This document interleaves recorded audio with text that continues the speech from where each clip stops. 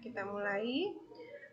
Pada hari ini kita akan mempelajari tentang anatomi fisiologi sistem pencernaan atau nama lainnya adalah gastrointestinal ya. Gastro itu berarti gastrik, intestinal ini merujuk kepada usus ya. Kalau gaster ini lambung, intestinal usus, berarti nama lainnya dari sistem pencernaan, gastrointestinal. Sistem pencernaan ini adalah sistem di dalam tubuh manusia yang terdiri dari saluran pencernaan dan kelenjar pencernaan ya. Kalau saluran pencernaan itu mulai dari rongga mulut, kerongkongan atau esofagus, kemudian lambung ya, usus halus, usus besar atau kolon dan sampai di anus. Sedangkan yang disebut dengan kelenjar pencernaan ini berarti adalah jaringan atau organ yang fungsinya adalah untuk menghasilkan enzim-enzim pencernaan maupun cairan tubuh lainnya yang digunakan untuk pencernaan. Misalnya kelenjar pankreas, kemudian kelenjar hepar ya, itu menghasilkan enzim-enzim pencernaan. Begitu juga dinding-dinding pencernaan ya. Dinding-dinding pada usus halus itu banyak sekali menghasilkan enzim-enzim pencernaan seperti enterokinase gitu ya. Dan juga dinding lambung menghasilkan cairan enzim pencernaan seperti pepsin ya. Kemudian juga menghasilkan HCl. Jadi itu adik-adik, sistem pencernaan terdiri dari dua kelompok, yaitu saluran pencernaan, yang kedua adalah kelenjar pencernaan ya. Saluran pencernaan terdiri dari tadi mulai rongga mulut sampai dengan anus, sedangkan kelenjar pencernaan itu adalah organ atau jaringan yang menghasilkan cairan yang difungsikan untuk sistem pencernaan. Misalnya kelenjar saliva tadi ya, kelenjar pankreas, kelenjar pada dinding-dinding saluran pencernaan dan juga hepar. Saluran pencernaan dan kelenjar pencernaan ini saling bekerja sama melaksanakan proses fisiologi sistem pencernaan itu sendiri, yaitu mengolah makanan. Makanan kita akan dicerna, disederhanakan menjadi bagian-bagian yang lebih kecil, kemudian dipecah menjadi bagian terkecilnya ya adik-adik ya. Misalkan karbohidrat itu bagian terkecilnya kan glukosa ya, mulai dari mulut, kemudian di lambung dan usus halus ya. Karbohidrat ini akan dipecah baik secara fisik maupun enzimatik ya. Kalau secara fisik ini kan berarti misalnya di mulut dengan kita mengunyah itu kan dipecah menjadi bagian-bagian yang lebih kecil ya. Kemudian kalau secara enzimatik maka dia akan diubah oleh enzim amilase dari karbohidrat atau amilum menjadi glukosa ya. Kenapa? Karena glukosa inilah bagian yang paling kecil inilah yang baru bisa diserap oleh dinding usus halus kita, dinding usus penyerapan atau ileum ya. Kemudian masuk ke dalam sistem peredaran darah untuk disampaikan ke seluruh sel-sel di dalam tubuh kita. Begitu juga dengan zat makanan yang lain seperti protein misalnya ya. Protein itu ketika kita makan, misalnya kita makan tahu gitu ya, atau dari protein hewani telur ya, itu kan masih protein rantai panjang atau polipeptida ya. Nah, ketika dia melalui saluran pencernaan maka dia akan dipecah baik secara fisik maupun enzimatik ya. Kalau secara fisik sama di mulut dia akan melalui proses mengunyah, kemudian di seluruh saluran pencernaan ada enzim-enzim yang mengubah polipeptida atau protein menjadi pepton, yaitu pepsin ya enzimnya, kemudian dari pepton menjadi asam amino ya. Asam amino ini adalah unit terkecil dari protein, sehingga dia yang nantinya akan bisa diserap oleh usus halus kita ya. Begitu juga dengan lemak ya. Lemak ini juga sama, punya rantai panjang ya. Kemudian nanti dipecah-pecah, yang unsur terkecilnya adalah asam lemak dan gliserol. Asam lemak dan gliserol ini yang akan diserap oleh usus halus kita. Jadi intinya itu adalah saluran pencernaan. Sama seperti pernafasan ya, pencernaan ini ada ekstraseluler, ada intraseluler. Kalau ekstraseluler berarti melewati saluran pencernaan, organ-organ pencernaan. Sedangkan secara intraseluler ini dilakukan oleh sel ya, dilakukan oleh sel yaitu organel yang disebut dengan lisosom.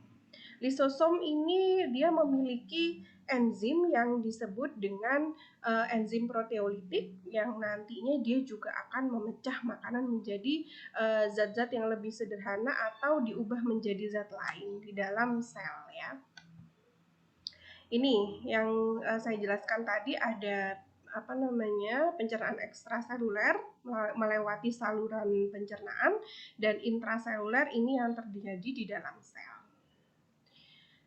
Nah, pencernaan makanan ini ada secara mekanis ya dan ada secara kimiawi. Kalau mekanis tentu melalui proses mengunyah ya, dengan bantuan gigi kita di rongga mulut ini makanan menjadi lebih kecil ya. Kemudian secara kimiawi ini dibantu oleh enzim-enzim pencernaan yang dia akan memetabolisme makanan ya, menghidrolisis, kemudian menyederhanakan makanan menjadi zat yang lebih sederhana.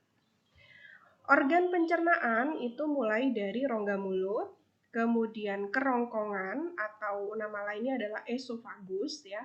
Kalau pernafasan itu punya organ namanya tenggorokan, kalau pencernaan namanya kerongkongan ya, jangan terbalik ya.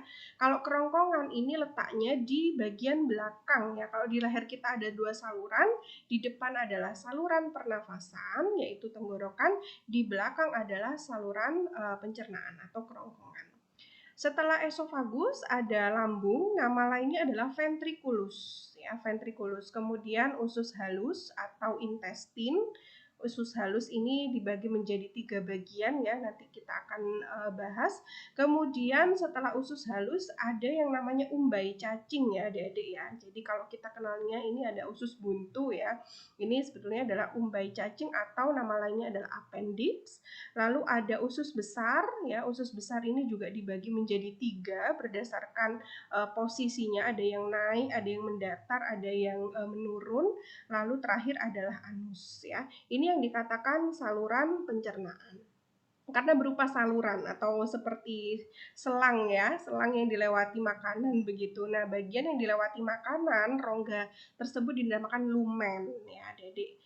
Kemudian selain saluran pencernaan, kita juga didukung oleh kelenjar pencernaan ya. Yang paling besar ini ada 2, yaitu hati atau hepar karena dia menghasilkan cairan empedu, di mana cairan empedu nanti berfungsi untuk mengemulsi lemak, kemudian dia juga memproduksi bilirubin, biliverdin di dalamnya yang mana juga akan memproses makanan di dalam tubuh kita.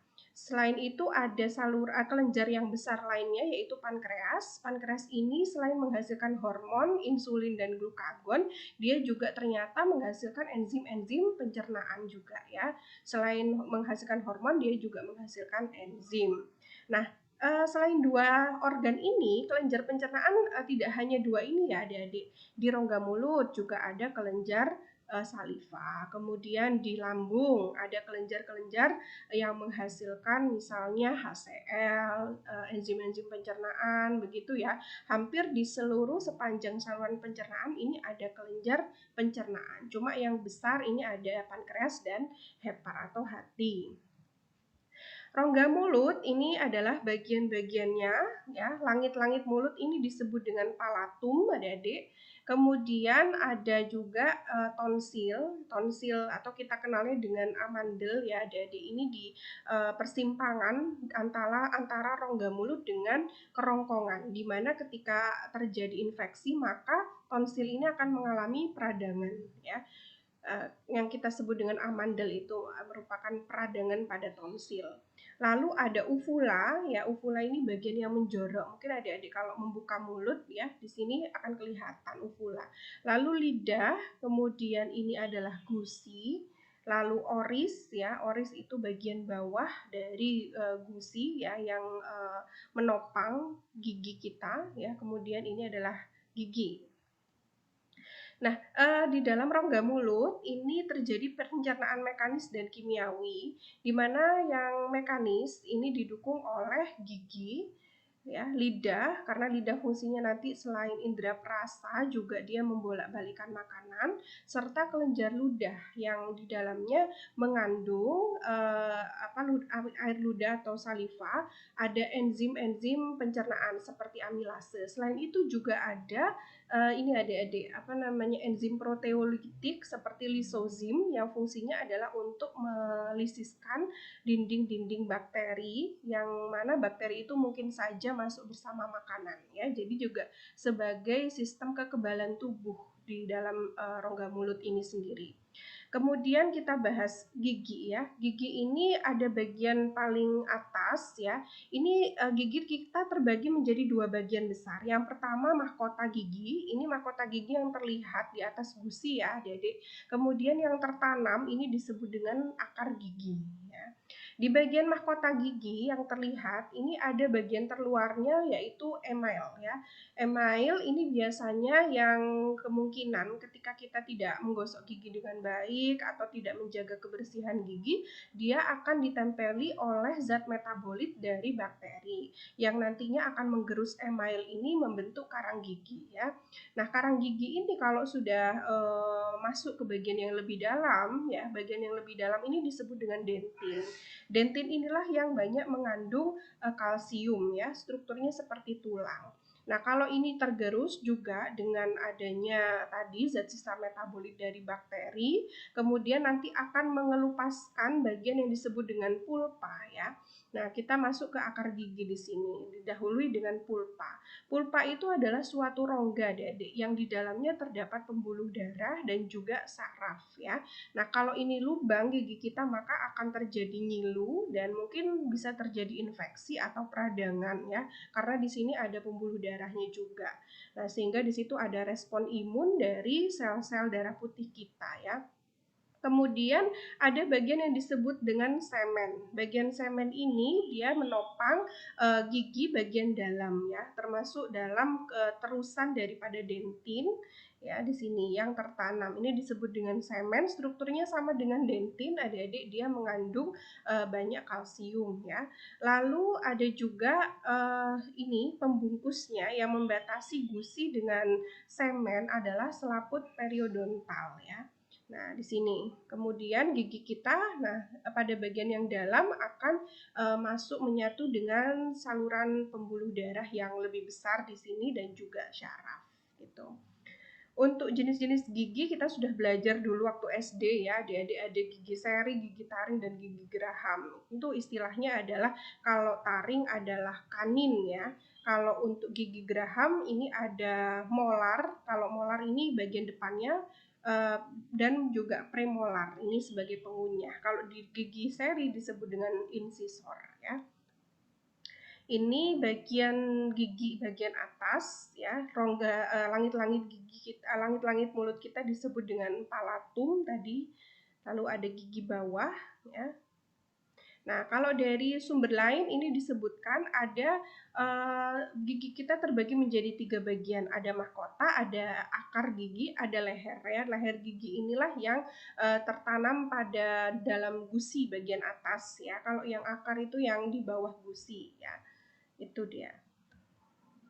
Lidah sekarang, ya. Lidah adik-adik fungsinya adalah untuk mengatur makanan ketika dikunyah di dalam mulut kita, lalu membantu menelan dan sebagai indera pengecap, ya adik-adik. Dulu kita juga sudah belajar waktu SD ataupun SMP, ada rasa manis yang bisa kita rasakan di ujung lidah kita, kemudian rasa asin ini di bagian pinggir, ya, agak ke depan. Di belakang ada asam dan pahit, ya. Nah, mungkin adik-adik bertanya, apakah di bagian depan ini hanya merasakan rasa manis? Tidak, adik-adik, ya. Bisa merasakan semua rasa.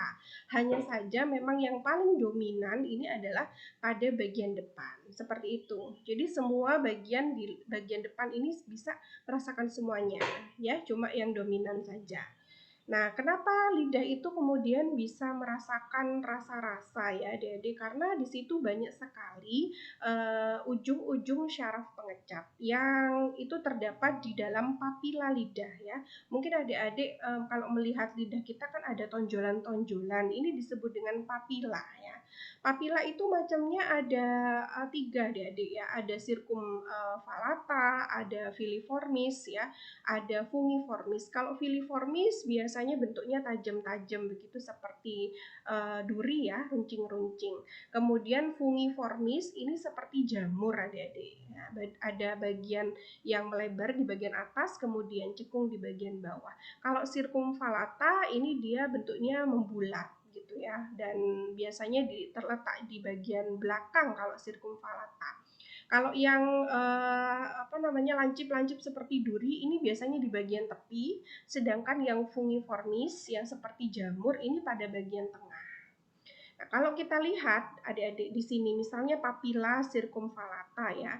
Nah, papila circumvallata ini kan ada bagian yang menonjol ini ya.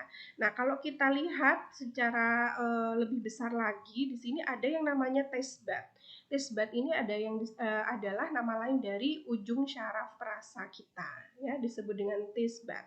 Ini kalau diperbesar lagi seperti gambar di sampingnya, ini taste bud, banyak sekali ujung-ujung syaraf gustatory cell ya, yang mana dia merupakan reseptor atau penerima impuls untuk rasa ya. Saraf sensorik ini yang akan menghubungkan reseptor dengan otak kita yang akan menerjemahkan, oh ini rasa manis, oh ini rasa asam, asin, pahit begitu ya adik-adik ya.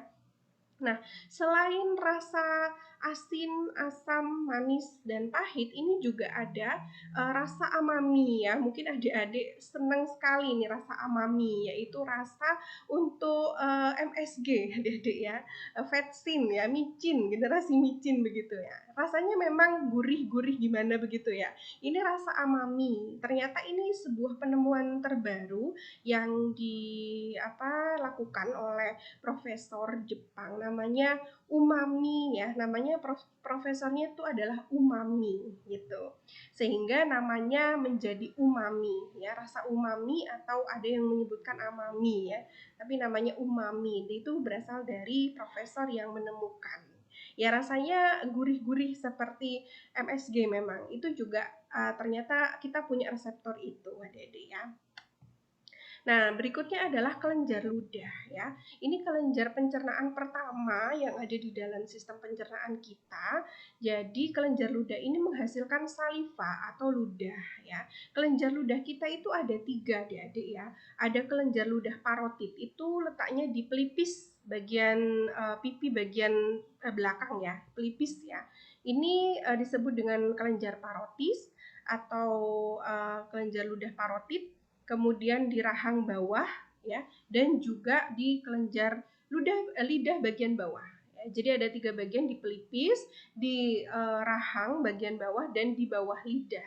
Nah, ini apa sih isinya saliva ini atau cairan ludah ini? Isinya adalah air, lendir, garam, dan juga enzim amilase, di mana enzim amilase ini fungsinya adalah untuk mengubah zat tepung atau amilum menjadi glukosa ya, atau rantai yang lebih panjang ada maltosa, dan yang lebih pendek yang paling kecil yaitu glukosa. Ini enzim amilase ini nama lainnya adalah enzim petialin ya. Nah, selain ini yang saya sebutkan tadi, kelenjar ludah ini juga di dalam salivanya menghasilkan enzim proteolitik yaitu lisozim, yang fungsinya adalah tadi menghancurkan dinding bakteri, sehingga kita kalau makan itu kan namanya makanan ya, makanan itu adalah sumber infeksi pencernaan paling besar di dalam tubuh kita ya, sumbernya makanan. Kalau makanan kita tidak bersih, maka kita akan berpotensi untuk mengalami infeksi pada saluran pencernaan kita, sehingga Tuhan memberikan perlindungannya ya, salah satunya di mulut ini, yaitu di dalam saliva ada enzim namanya lisozim, fungsinya adalah untuk menghancurkan dinding bakteri ya, sehingga nanti bakterinya mati, tidak terikut ya bersama makanan masuk ke saluran yang lebih dalam. Organ yang kedua adalah kerongkongan, nama lainnya adalah esofagus ya. Kerongkongan ini panjangnya sekitar 20 cm dan lebarnya sekitar 2 cm, adik-adik. Dia menghubungkan rongga mulut dengan lambung, mengandung mukosa atau lendir yang fungsinya adalah untuk melumasi makanan sehingga dia bisa masuk ke saluran yang lebih dalam. Selain itu, mukosa ini juga untuk melindungi esofagus dari gesekan dengan makanan ataupun dari bakteri yang terbawa bersama makanan ya. Kerongkongan ini dapat melakukan gerakan peristaltik adik-adik, yaitu gerakan melebar, menyempit, bergelombang, dan juga meremas makanan. Tujuannya adalah mendorong makanan masuk ke lambung ya. Dengan fungsi yang seperti ini berarti secara histologis dinding daripada esofagus ini logikanya banyak mengandung otot-otot ya adik-adik, karena itu tadi dia harus meremas, melebar, menyempit. Nah, ototnya ini termasuk dalam otot polos adik-adik ya. Ototnya ini ya secara histologis, nah ini bisa digambarkan ya bahwasanya dinding esofagus itu ada bagian yang lebih dalam ya. Kalau kita bilang rongga ini kan ada bagian yang kosong yang dilewati makanan. Nah, bagian yang paling dalam ini disebut dengan tunika mukosa. Kenapa disebut tunika mukosa? Karena menghasilkan mukosa, mukus ya, cairan lendir. Biasanya tersusun dari epitel gepeng atau epitel pipih berlapis ya, tanpa lapisan tanduk ya, halus begitu ya. Kemudian di bawahnya ada tunika submukosa, lalu tunika muskularis ya. Ini yang saya bilang tadi bahwa otot-otot itu banyak sekali terdapat di esofagus, di pada lapisan tunika muskularis ini. Muskularis berasal dari kata muscle ya, artinya banyak otot di situ. Nah, di bawahnya lagi baru ada tunika mukosa. Nah, kalau kita lihat di sini ya, otot-otot yang ada di bagian lapisan ketiga yaitu lapisan muskularis, ini ada yang bentuknya ototnya itu melingkar, ada yang bentuknya itu lurus ya, longitudinal. Jadi ada yang muskularis sirkularis dan juga muskularis longitudinalis. Kenapa? Karena kan tadi esofagus kita melebar kemudian menyempit ya. Untuk bisa melebar dan menyempit ini kan butuh suatu otot yang bisa begini ya, melebar menyempit. Ini muskularis sirkularis. Sedangkan untuk memanjang, untuk menarik makanan ke bawah, nah berarti ini kerjanya dari muskularis longitudinalis. Karena memanjang ya, sehingga disebut longitudinalis. Seperti itu adik-adik. Selain itu di sini ada kelenjar juga yang disebut dengan kelenjar proper, di mana kelenjar proper ini dia menghasilkan cairan mukus ya untuk melindungi esofagus tadi. Bagian yang ketiga adalah lambung atau ventriculus. Secara anatomi, lambung kita itu terbagi menjadi 3 bagian, yaitu kardiak ya, pada bagian depan ini ke atas begini, kemudian fundus. Fundus ini bagian yang mendatar dan lalu pilorus ya, pilorus bagian yang terakhir. Jadi kardiak, fundus, dan pilorus. Di sini di dinding-dinding lambung juga banyak sekali otot-otot ya, otot-otot yang memanjang, longitudinalis, kemudian otot yang melingkar atau sirkularis. Ada juga otot yang menyerong ya. Menyerong ini karena dia posisinya kan agak miring seperti ini adik-adik, sehingga dia harus sedikit menyerong seperti itu untuk membawa makanan ke bagian yang lebih dalam ya. Nah ini lambung kita kenal dia menghasilkan getah lambung yang isinya adalah asam lambung atau HCl dan juga enzim-enzim pencernaan. Apa saja enzimnya? Ada 3 yaitu pepsin. Pepsin ini mengubah protein menjadi pepton, kemudian renin. Renin ini mengubah gula susu menjadi gula sederhana yaitu glukosa, kemudian lipase yaitu mengubah lemak menjadi asam lemak dan gliserol ya. Nah, kalau dilihat dari struktur histologisnya adik-adik ya, ini adalah dinding lambung kita. Sama seperti esofagus tadi, terdiri dari tunika mukosa, tunika submukosa, tunika muskularis, dan terakhir adalah serosa. Tunika mukosa ini adalah bagian yang paling dalam, dekat dengan lumen atau rongga yang dilewati oleh makanan ya. Nah, dari namanya tunika mukosa berarti menghasilkan mukus-mukus dan juga banyak sekali kelenjar pencernaan di bagian ini ya. Apa saja kelenjarnya? Nanti di sini kita bahas ya. Ada sel-sel yang menghasilkan HCl, ada yang menghasilkan enzim pencernaan. Kemudian di bagian bawah submukosa ini terdapat pembuluh darah adik-adik ya. Lalu bagian yang ketiga yaitu muskularis. Nah, sama seperti esofagus ini kaya akan otot-otot ya, baik itu otot sirkularis yang melingkar, kemudian otot longitudinal yang memanjang dan otot yang menyerong ya, yang disebut dengan oblique muscle layer atau otot oblikus ya. Lalu yang terakhir adalah lapisan serosa. Ini banyak mengandung jaringan ikat ya, seperti kolagen. Ini banyak terdapat di bagian terluar dari organ, termasuk juga tadi di esofagus ya. Nah, sekarang kita ke tunika mukosanya dari lambung. Ya, saya bilang tadi bahwasanya di bagian tunika mukosa ini menghasilkan kelenjar-kelenjar yang di situ ada yang menghasilkan HCl ya. Nah, kita lihat di sini apa saja. Misalnya sel parietal ya. Sel parietal inilah yang menghasilkan HCl. HCl fungsinya apa? Yang pertama karena dia sifatnya asam, dia membantu tubuh kita untuk melindungi dari bakteri ya, karena kan HCl ini sangat asam ya, sehingga bakteri ini tidak tahan terhadap suasana asam. Selain itu adik-adik, HCl ini ternyata juga akan mengaktifkan enzim pepsinogen menjadi pepsin. Jadi enzim pepsin ini kan dihasilkan oleh sel yang disebut dengan chief cell. Kalau HCl oleh parietal cell, kalau pepsin oleh chief cell ya, salah satunya. Chief cell ini dia tidak langsung menghasilkan pepsin adik-adik, tapi menghasilkan pepsinogen. Pepsinogen ini adalah pepsin yang belum aktif. Nah, siapa yang mengaktifkan pepsinogen menjadi pepsin? Yang mengaktifkan pepsinogen menjadi pepsin itu ya HCl.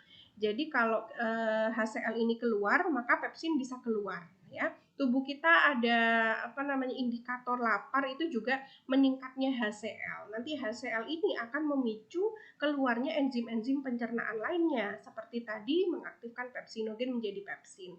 Dan pepsin inilah yang kemudian akan memecah tadi protein menjadi bagian yang lebih sederhana, yaitu pepton dan asam lemak. Ya, selain sel parietal dan chief cell, juga ada sel mukosa. Sel mukosa ini juga menghasilkan mukus ya adik-adik, karena seluruh saluran pencernaan itu selalu menghasilkan mukus. Nah, fungsinya mukus ini adalah melindungi dinding lambung kita ketika HCl dikeluarkan ya. Kita bayangkan HCl itu kan sifatnya asam. Kalau misalkan HCl ini diproduksi dalam jumlah yang cukup ya, tidak terlalu banyak, maka tidak masalah. Tapi kalau diproduksi dalam jumlah yang banyak, maka dia akan mengikis bagian dinding lambung kita sehingga kita akan merasakan sakit perih ya, karena itu tadi, karena ada HCl. Nah, mukosa inilah yang akan melindungi tubuh kita dari adanya HCl tadi, sehingga kalau pada kadar normal dinding kita nggak masalah karena ada mukus ini tadi. Tapi kalau lebih banyak, maka sel-sel ini nanti akan rusak karena adanya HCl ya adik-adik ya. Kemudian ada sel-sel yang lain, misalnya neuroendokrin ya. Neuroendokrin ini menghasilkan gastrin, histamin, somatotrofin yang fungsinya adalah untuk penstabil dari enzim-enzim yang diproduksi oleh dinding lambung ya adik-adik ya. Seperti itu. Itulah secara anatomi dan histologis dari lambung kita. Baik, berikutnya adalah usus halus ya, atau intestin ya. Intestin ini terdiri dari 3 bagian.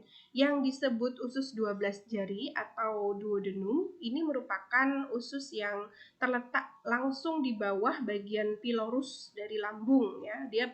Dia merupakan persimpangan antara hepar dengan pankreas. Jadi cairan yang dihasilkan oleh hepar dan pankreas ini akan masuk ke dalam duodenum atau usus 12 jari ya. Dikatakan 12 jari karena memang panjangnya sepanjang 12 jari kita. Kemudian usus kosong ya, usus kosong atau jejunum. Kemudian yang terakhir adalah usus penyerapan atau ileum ya. Nah, usus halus ini mengakhiri proses pencernaan makanan yang dimulai dari mulut dan lambung. Dia juga banyak terdapat enzim-enzim pencernaan ya, termasuk enzim-enzim pencernaan yang dia collecting dari pankreas dan juga dari empedu gitu ya. Semua menyatu di duodenum. Sedangkan untuk usus penyerapan di sini terjadi penyerapan atau absorpsi ya, absorpsi dari produk pencernaan yang sudah kecil-kecil tadi diserap oleh ileum atau usus penyerapan. Sedangkan di jejunum ini makanan tidak mengalami pencernaan ya, istilahnya dia hanya menstabilkan saja kondisinya ya. Misalnya yang tadinya asam, makanan kita kan sifatnya asam. Masuk ke lambung dia menjadi asam. Kemudian nanti masuk ke usus halus dia akan mendapatkan enzim yang sifatnya alkali atau basa ya. Di situ nanti suasananya kemudian menjadi netral di dalam usus halus ya. Kemudian ini ini adalah duodenum ya tadi. Ini persimpangan adik-adik antara saluran pencernaan. Nanti ada saluran yang menuju ke duodenum ini ya adik-adik ya. Nah, enzim yang dihasilkan oleh pankreas ini ada enzim amilase, ada tripsinogen dan lipase. Jadi untuk karbohidrat, protein dan juga lipid ya. Kemudian juga bermuara saluran dari empedu ya yang mengandung garam-garam empedu begitu untuk mengemulsi lemak, kemudian untuk mencerna makanan yang ada di dalam usus halus kita. Untuk lapisannya itu sama adik-adik seperti esofagus maupun lambung. Ada tunica mucosa, submucosa, muscularis, dan serosa ya. Kalau tunica mucosa jelas ya, banyak mukusnya dan juga kelenjar-kelenjar pencernaan, enzim-enzim pencernaan ya. Dinding usus halus kita juga menghasilkan enzim-enzim pencernaan adik-adik. Di bawahnya submukosa sama ada pembuluh darah, muskularis ada otot-otot ya, ada otot sirkularis dan juga longitudinalis. Kemudian tunica serosa berisi jaringan ikat. Ini secara lebih detail ya. Mukosa itu punya sel, kalau tadi lambung punya parietal cell dan chief cell ya. Kalau tunica mucosa di duodenum ini punya sel goblet ya, adik-adik namanya. Sel goblet ini dia menghasilkan mukus glikoprotein yang fungsinya adalah untuk memproteksi atau melindungi lapisan dinding usus halus kita. Kenapa? Karena makanan yang dibawa dari lambung itu kan asam ya tadi ya, sehingga nanti asam ini pun juga akan melukai usus halus kita. Karena itu dia juga menghasilkan mukus glikoprotein yang dihasilkan oleh sel goblet begitu. Lalu ada sel absorptif ya, ini dia menghasilkan glikoprotein dan enzim-enzim seperti disakaridase, dipeptidase, enterokinase ya. Enterokinase nanti juga perannya sangat besar sekali, dan fosfatase alkali ya, sifatnya basa-basa adik-adik. Kalau di lambung tadi asam, kalau di usus 12 jari ini basa karena ada kandungan fosfatase alkalinya ini adik-adik ya. Lalu ada sel panet. Sel panet ini fungsinya menghasilkan enzim lisozim, sama seperti enzim yang ada di mulut tadi ya, untuk menghancurkan dinding bakteri dan mengatur flora normal usus ya. Kemudian ada lamina propria di bagian tunica mucosa yang dia menghasilkan cairan-cairan seperti antibodi karena di situ ada mucosal associated lymphoid tissue. Jadi jaringannya ini di submukosa banyak sekali sel darah putihnya adik-adik. Untuk apa? Untuk sistem kekebalan tubuh kita yang menghasilkan antibodi atau imunoglobulin. Jadi ini luar biasanya ya dari sistem pencernaan kita ya. Di bawahnya ada tunika submukosa, ada kelenjar Brunner ya, adik-adik ya. Kelenjar Brunner ini fungsinya adalah menghasilkan urogastron untuk penghambat sekresi asam lambung gitu ya. Kemudian tunika muscularis ini banyak sekali otot-otot, dan terakhir tunika serosa sama seperti yang lain, dia termasuk jaringannya ada jaringan ikat longgar ya.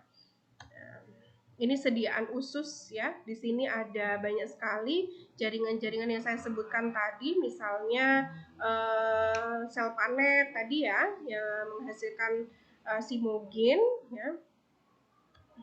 Ini sediaan 3 jenis usus. Ini yang sebelah, yang A, huruf A ini adalah duodenum. Ini banyak kelenjar Brunnernya tadi adik-adik. Kemudian jejunum ya, jejunum ini usus kosong, tidak ada kelenjarnya. Kemudian di sini ileum, ada banyak pair patch atau sel-sel darah putih yang menghasilkan antibodi. Di duodenum juga ada banyak sel-sel yang menghasilkan antibodi ya. Tapi yang paling dominan di bagian ileum, yaitu bagian yang disebut dengan pair patch atau patch pair ya. Ini termasuk dalam nodus limfa atau organ limfatik yang menghasilkan sel darah putih. Kemudian yang ketiga adalah usus penyerapan atau ileum. Nah, ini setelah makanan melewati saluran pencernaan, kemudian dia mengalami proses pencernaan mekanis dan kimiawi, maka makanan ini siap